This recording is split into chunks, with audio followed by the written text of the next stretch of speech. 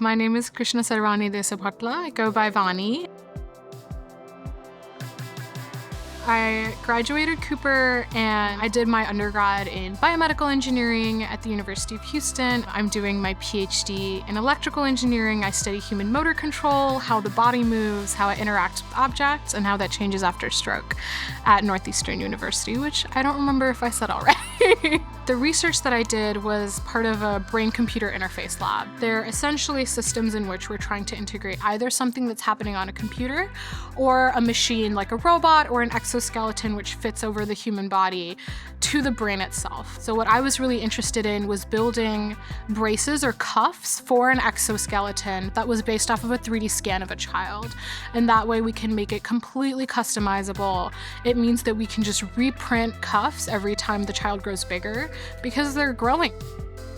Cooper, I would say, prepared me just for academic rigor. When I was here and there were those alumni talk about what college is like, I would hear a lot of, college is easier than I thought it would be. Sometimes it feels easier than Cooper.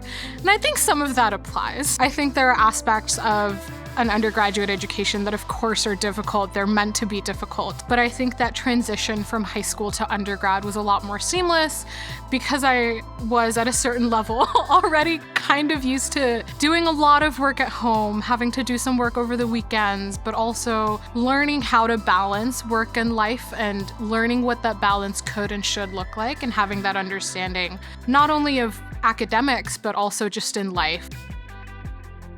The Rock Math and Science Center came into existence while I was in high school, and I remember walking in and seeing that gigantic DNA molecule and being like, this is crazy, this is amazing. Miss Lawrence was an incredible calculus teacher. I still think about math the way that she explained it. And of course, the biology classes. I really enjoyed the biology labs, working with Dr. Davies, everything that Ms. Arocha taught us during anatomy. I feel like every day I walked into those classes and I walked out being like, that was amazing. That was so cool. I took animation completely on a whim. It wasn't planned. My brother liked Miss Musa's class. I had a space for an elective. I was like, okay, I'll do it. And it completely changed the way that I went through college and afterwards. I've talked a lot about Miss Musa's class, and it's because I wouldn't have known anything about 3D modeling if I hadn't done that class. A lot of 3D modeling animation softwares really work in a very similar way. So I was really comfortable with the idea of modeling and animation, and it made the process much more seamless. A lot of the learning curve was navigating the new software, but not the building process itself. And that is really lucky because I learned the building process here.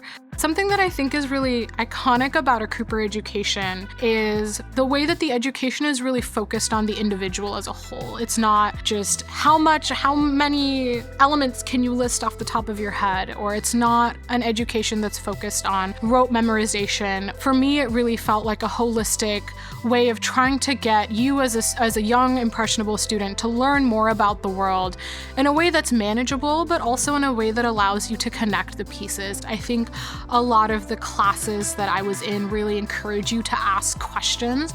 Science classes, math classes, English, history, all of the classes that happen here are really focused on how can you take in information, think about it critically, and ask critical questions about what you're learning. Having a really broad exposure was very helpful because it helps you determine what you want to do in life, as well as I know that I benefited a lot from people telling me what they went on and did in life, and so the hope is that I would be able to help even a little bit by doing the same.